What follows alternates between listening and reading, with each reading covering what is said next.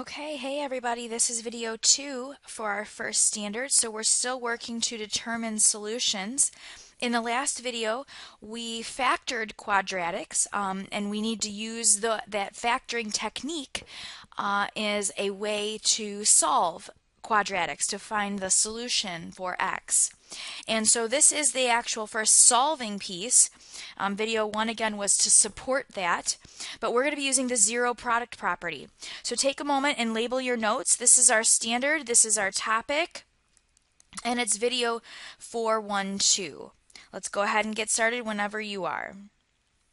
All right, what is the zero product property?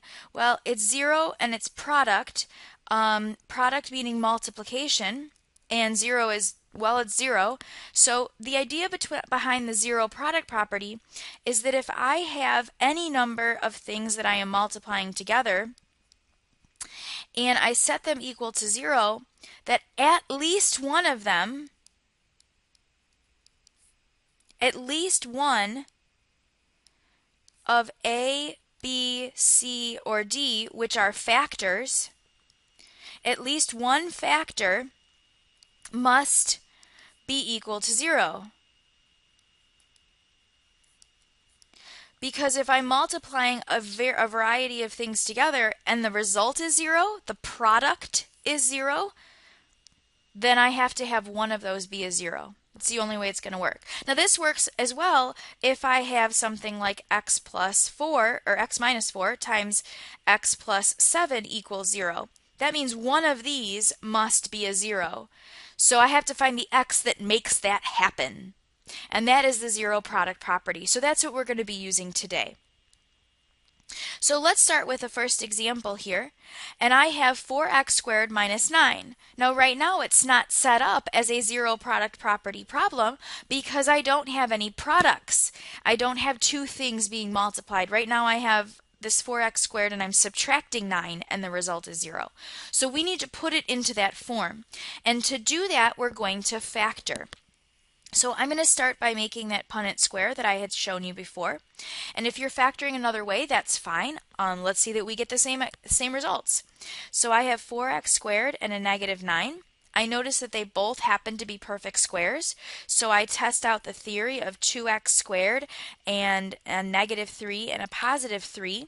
And I would see, yep, that would give me 6x and negative 6x, which canceled. So the results are 2x plus 3 times 2x minus 3. But this time I have something different. I have this idea of being equal to 0, which means that I now have to use the zero product property. And I have to state that 2x plus 3 must be equal to 0, or 2x minus 3 must be equal to 0. Now this isn't an or like a union on a number line. It's an or of saying, well, one of these is true. Both of them could be true, but one of them must be true because the result is 0. So just solving some simple algebra steps here, we would subtract 3 and divide by 2, so negative 3 halves. Over here we would add 3 and divide by 2, so we'd have positive 3 halves. So the results are that x could be positive or negative 3 halves, which you can write as a decimal as well. Let's try the next one, which also requires us to do some factoring. And I'm going to set up our Punnett square, and I'm going to factor it. So I'm going to put the first one here as 3x squared and 8x, and I'm going to multiply those two together to give me 24x. I didn't need an x there, 24x squared. And now I'm going to think of all the ways that I can make my 24, and that would be a 1 times 24 or a 2 times 12. Oops, that one gets me 14. If I keep them both positive, I get a positive 14. So I have 2x and 12x, and now I'm looking for the GCF. So this is a little bit of a review from the previous video.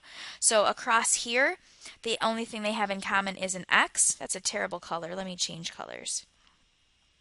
They have an x in common. And then in this row, they have a 4 in common.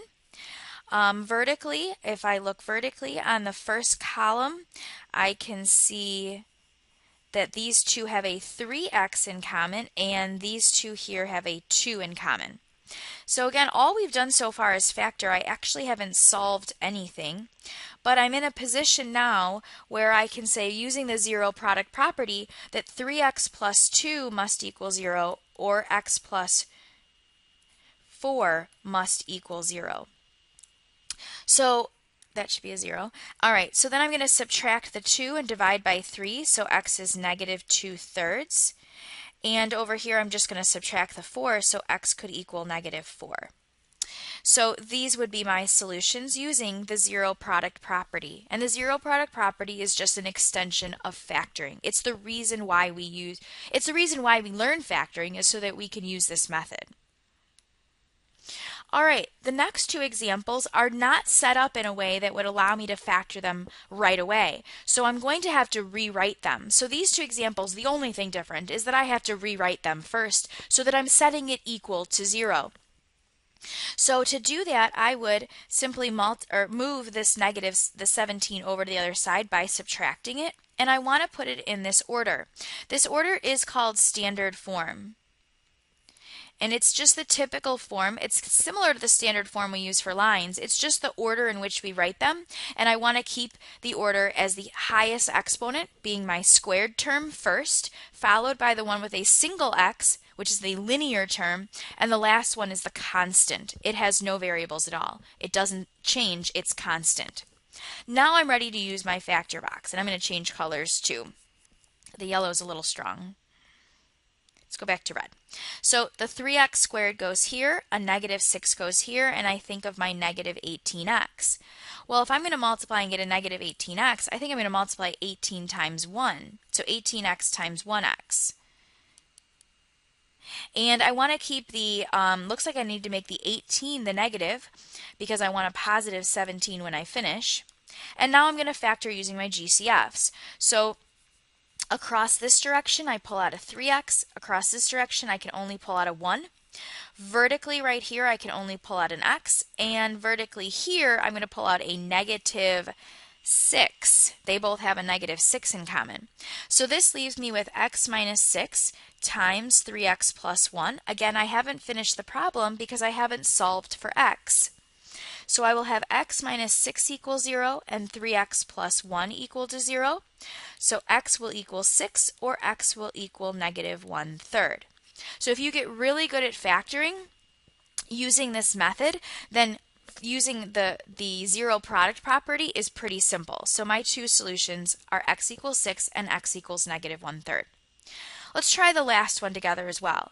I do have to move this 3 over to the other side. So I get 6x squared plus 7x minus 3 equals 0. And let's go ahead and set it up in the Punnett square. That leaves me with 6x squared in the first box and a negative 3 in the last box.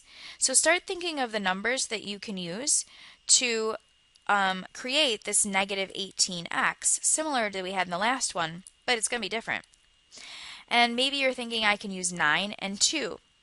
Well, you want a positive 9x and a negative 2x. It doesn't matter which box you put them in because you're just going to be pulling out GCFs. So if I go vertically here, I have a 2x. Vertically here, I have a 3. Horizontally, I have 3x, and horizontally, I have a negative 1. So my factors are 2x plus 3 times 3x minus 1. And that would leave me with x equals negative 3 over 2 and x equals positive 1 over 3. And I got those by setting each of them individually equal to 0. Okay. So just as I had in the last video, for all of this unit, I want you to use the Try These worksheet that I handed out and try these in the box on that grid that's marked video 412, and try these two problems, and you can use Schoology to talk to your classmates to see if they got the same results. Great job!